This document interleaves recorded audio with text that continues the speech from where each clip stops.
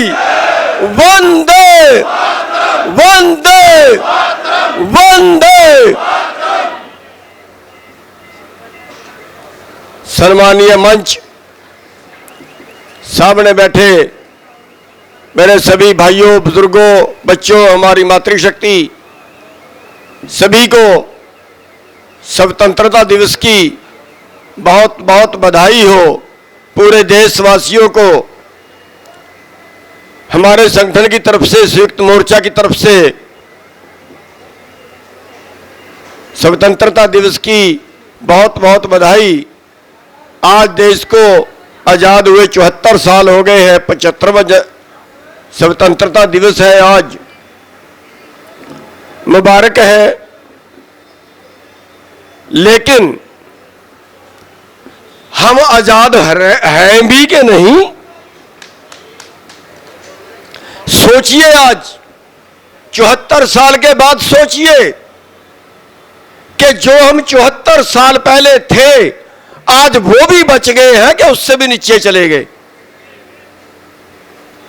अरे 74 साल पहले तो उत्तम खेती थी, उत्तम खेती, माध्यम व्यापार। 74 साल पहले तो सोने की चिड़िया थी हिंदुस्तान। आज क्या बचा है? अरे 74 साल पहले किसान अपने बेटे को नौकरी नहीं करवाता था, कह रहा मेरा बेटा किसी के आगे नौकर लगेगा। आज वो स्वाभिमानी किसान अपने बेटे को 10-10 हजार की नौकरी के लिए धक्के खाता है, रिश्वतें देता है। अरे इस देश को सबसे ज्यादा कुर्बानियां देकर आजाद करवाने वाला किसान,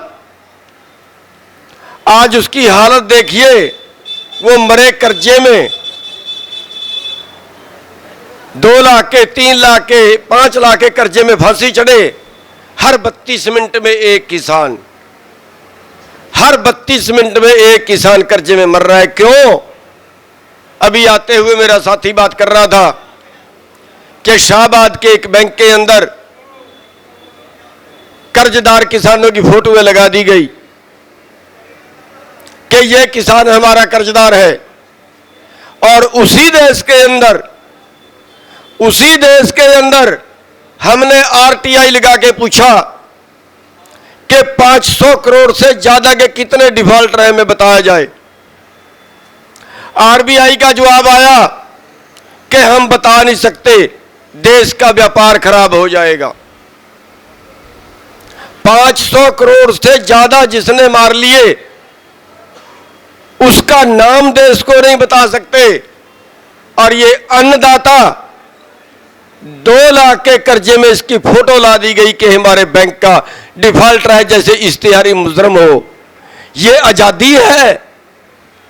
इस आजादी के लिए मरे थे। साथियों, आज हमारा देश भूखमरी में 102वें स्थान पे 107 देशों में। आज 20 करोड़ लोग रात को भूखे सोते हैं इस भारत के अंदर। 74 साल की आजादी के बाद 20 करोड़ लोग भूखे सोते हैं। आज 74 साल बाद इस देश के 80% लोग इलाज कराने में समर्थ नहीं हैं।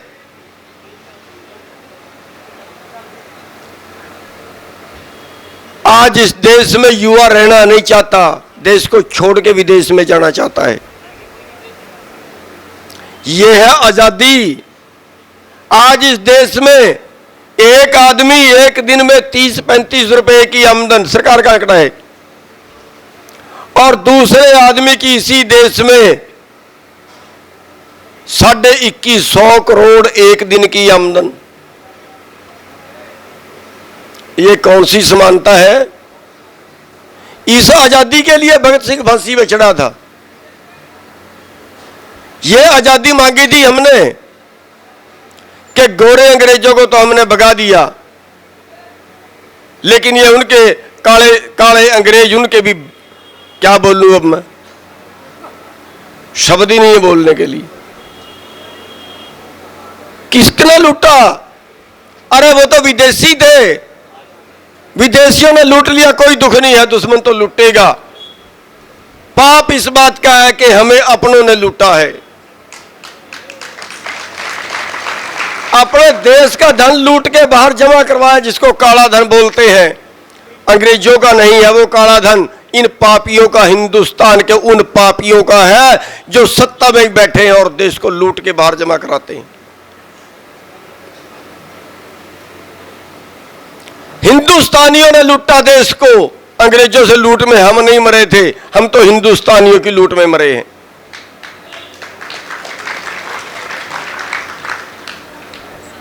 क्या बनाओगे और कब तक इंतजार करोगे और किस बात का इंतजार करोगे? और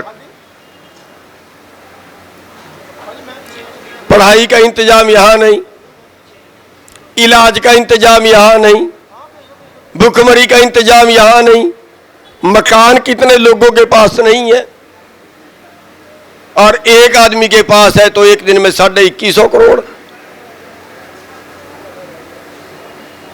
किसने बनाया इस देश को ऐसा? अंग्रेजों ने? भूल जाइए, हमारे इन नीतिकारों ने, जिनको वोट हम डालते हैं वोट, वो दोषी नहीं है, उससे ज्यादा दोषी हम हैं।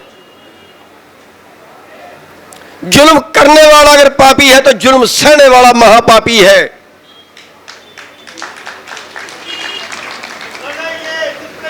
हम उन पापियों को वोट डालते हैं और उस पाप के भागीदार बनते हैं जो हमें मरने के लिए मजबूर करते हैं।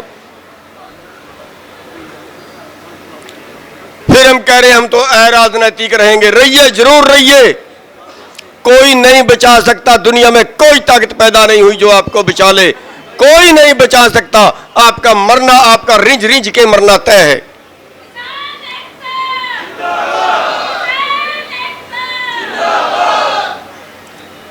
इन राजनीतिक दलालों को जब तक उखाड़ के नहीं फेंकोगे ना तो आप बच ही नहीं सकते, सवाल ही पैदा नहीं हो सकता। अरे वोट आपकी और सरकार उनकी। जुल्म। उत्तर प्रदेश के अंदर 9 करोड़ वोट किसानों की है, 9 करोड़ वोट किसानों की है। 3.5 करोड़ पे सरकार बनी है, 3.5 करोड़ वोट से सरकार बनी है। 8.5 से 9 करोड़ वोट के बीच वोट किसानों की है। क्यों अपने नहीं बना सकते क्या? पंजाब के अंदर 80 से 90 हजार वोट, 80 से 90 लाख वोट किसानों की है, 80 से 90 लाख वोट किसानों की, और 59 लाख वोट पे सरकार बनी है। क्यों अपनी नहीं बना सकते क्या? अरे अपनी वोट आप अपने पास नहीं डाल सकते, इतना भी नहीं कर सकते क्या? फिर आप उन्हीं को डालोगे, फिर आप उन्हीं पापियों को डालोगे। और हमारे बीच बैठे हमारे लोग ये कहते हैं नई इलेक्शन से बहुत दूर रहना चाहिए। रहिए और इसी तरह मरिए, इसी तरह रिंझिए, कोई चारा नहीं है बचाने का। 9 महीने सड़क पे बैठे होगे। अंधी नहीं है सरकार, अंधी नहीं है सरकार कि उसको दिखा नहीं कि यहां पे 600 लोग मर गए हैं।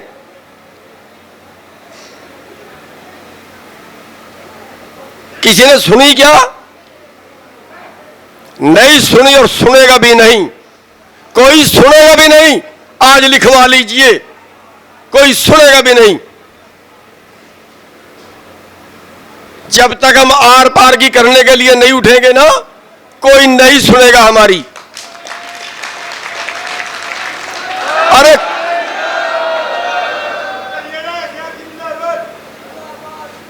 ना हम भिड़ के राजी हैं, ना हम कड़ा आंदोलन करके राजी हैं, ना हम चुनाव लड़के राजी हैं।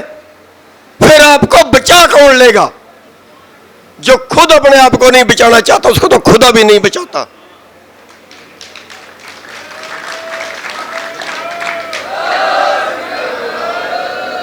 साढ़े 6 महीने 7 महीने से सरकार ने बात नहीं की, 7.5 महीने से सरकार ने बात नहीं की। और हम बैठे हैं। हेरिया माड़ा हमारे आंदोलन के आंदोलन के बीच में धान की स्पेसिफिकेशन घटा दी गई। 50 रुपए कट और लगेगा अब की बार आपके ऊपर, 50 रुपए कट और लगेगा आपके धान के ऊपर। हमारे आंदोलन के चलते कर दिया गया। हरियाणा के अंदर एक और कानून आ रहा है, भूमि बैंक। अभी जितने जमीन बेचनी है सरकार को बेचिए, अभी आएगा। सरकार खरीदेगी सारे हरियाणा से जमीन। कोई 2 किले बेचेगा, कोई 5 किले बेचेगा, और फिर एक जगह पे 5000 एकड़ का प्लाट बनाएगी और वो अंबानी और अडानी को देगी। आने वाला है वो बिल।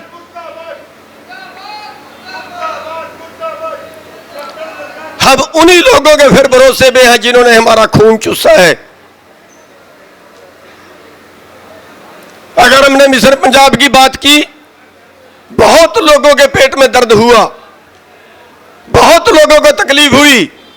जैसा हमने पता नहीं कौन सा पाप कर दिया, कितना बड़ा अत्याचार कर दिया। और इन लोगों से राज छीनोगे नहीं तो फिर बचोगे कैसे? दूसरा तो रास्ता ही नहीं है।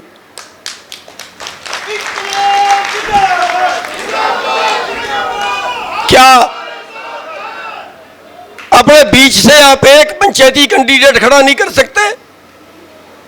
क्या पंजाब के सारे लोग मिलके, क्या पंजाब के सारे किसान और मजदूर मिलके 117 ईमानदार लोग नहीं ढूंढ सकते? अरे मुझे नहीं चाहिए वहां की कुर्सी, मैं वहां इलेक्शन नहीं लड़ने वाला हूं।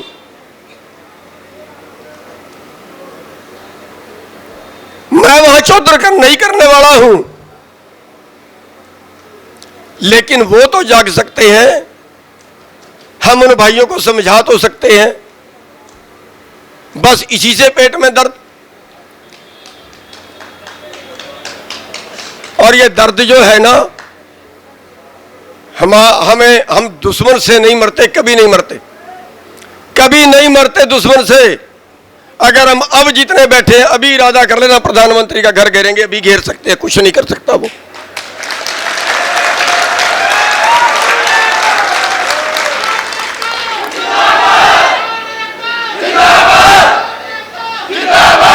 हम मरते तब है जब हमारे बीच में बैठे लोग हमारी टांग खींचते हैं।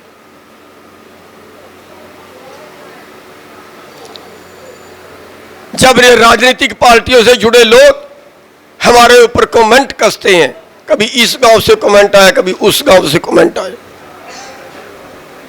जिन्होंने आंदोलन में कभी हिस्सा नहीं लिया, आंदोलन में कभी आए नहीं, आंदोलन में कोई कुर्बानी नहीं दी, वो घर बैठे कमेंट कसते हैं।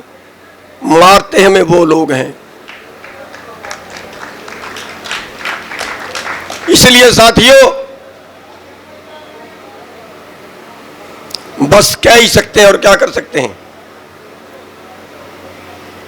लेकिन जब तक आप जागोगे नहीं ना, जब तक आप उठोगे नहीं ना, जब तक आप एक संकल्प लेके नहीं चलोगे ना कि हमें इनकी जड़ें उखेड़ देनी है, राजनीतिक पार्टियों की जिन्होंने हमारा खून चूसा है, जब तक आप इनकी जड़ें उखेड़ने का प्रण लेके नहीं चलोगे ना, तब तक कोई नहीं बचा पाएगा आपको।